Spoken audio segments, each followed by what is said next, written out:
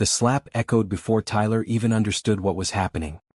He stood there on the rooftop of the company building, wind brushing against his face, Lagos lights stretching beneath him like 1,000 scattered dreams. The sting on his cheek wasn't from someone's hand, it was from life itself. A sudden realization. A moment that forced his heart to stop, rewind, and replay every warning he had ignored. That was the moment he finally understood the price of betrayal. Life in this city moves fast.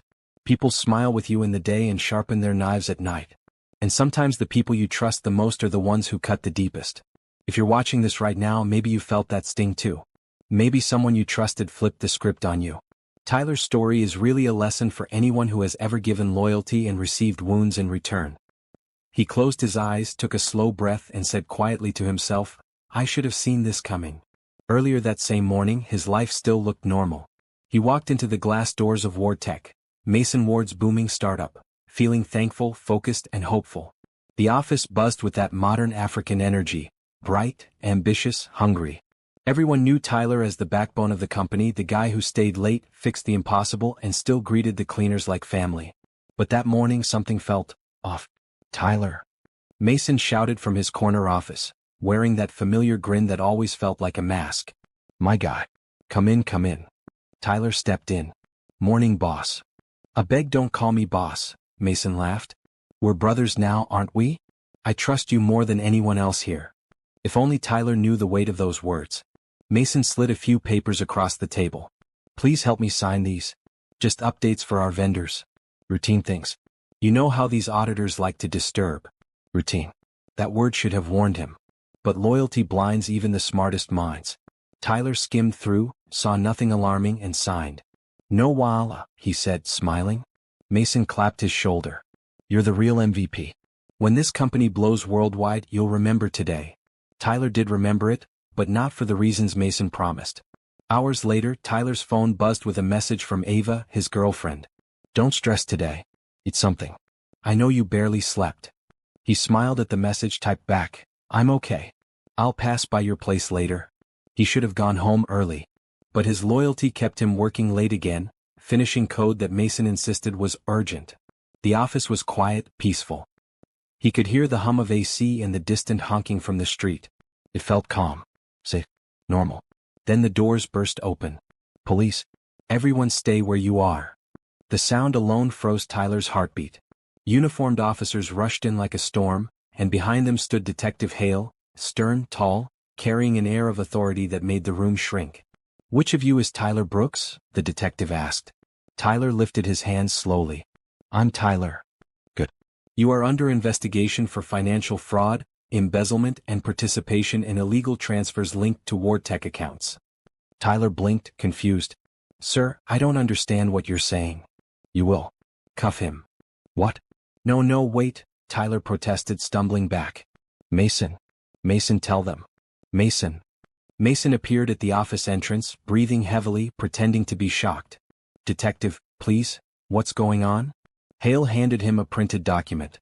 "Your partner here has been moving dirty funds through your business. His signature is on every transfer." Tyler felt a dagger sink into his stomach. "What signature?" "Mason, those documents you gave me, what were they?" Mason shook his head slowly, eyes full of fake disappointment. "Tyler, how could you? After everything?" Tyler felt the ground tilt beneath his feet. "Mason, I didn't do anything. Please tell them the truth. Tell them what you made me sign." "I didn't make you sign anything," Mason replied calmly. "You handled all vendor transfers. We trusted you." Something cold wrapped around Tyler's spine. The betrayal wasn't loud. It was quiet, calculated, complete. Ava arrived outside the station later, eyes red, voice trembling. "Tyler, what's happening? Tell me you didn't do those things." He grabbed the bars of his holding cell. "Ava, I swear on my life I didn't. Mason set me up. I trusted him and he—" "Tyler," she whispered, stepping back. "Detectives don't arrest innocent people for fun. Your signature is all over the reports. And the accounts, your fingerprints are there. Ava, please." His voice cracked. "Please don't doubt me too." She looked away. That hurt more than the handcuffs. More than the accusations. More than the humiliation. Nothing stings like the moment someone you love stops believing in you. Days blurred into each other. Interrogations, frustration, sleepless nights. Tyler tried explaining, but every explanation sounded like a lie. The evidence was too perfect, too complete, too intentional. Weeks later, the charges were dropped, not because he was cleared but because the case lacked a few technical pieces. He walked out of the station not as a free man, but as a broken one. His reputation was ruined. LinkedIn dead.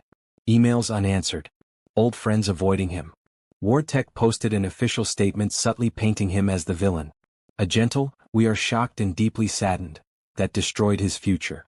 He sat alone on his small apartment floor that night, staring at the ceiling. The silence pressed on him. His phone buzzed with a YouTube suggestion, "How to rebuild after losing everything." He laughed softly. Rebuild? From where? And in that tiny room with nothing left to lose, he whispered the decision that would change everything. "I'm going to expose him. Even if it takes my last breath." Months of quiet work started producing results. Small wins. An email recovered from a wiped archive, a scanned invoice with a shadowed stamp, a bank memo linked to Mason's shell company. Each piece was small, but when assembled, they began to form an ugly, undeniable portrait. Detective Hale slid a folder across a cafe table. "I can't officially help you hack him, but I can point you to the blind spots. Mason is too clean. That's suspicious." Tyler began digging. He restored old backups, reconstructed deleted logs, reviewed coding footprints that only he would recognize. He slept in odd hours, traded food for coffee, and monitored Mason's digital trails like a hunter tracking footsteps in the dust. Unexpectedly, Ava returned, with a USB drive from Mason's hidden contractor files.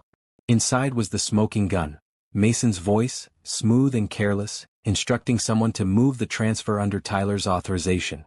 If auditors ask, he handled it. Tyler played it twice. 3 times. Then once more. This wasn't just betrayal. This was betrayal spoken out loud. He began releasing anonymous leaks, carefully timed, strategically planted.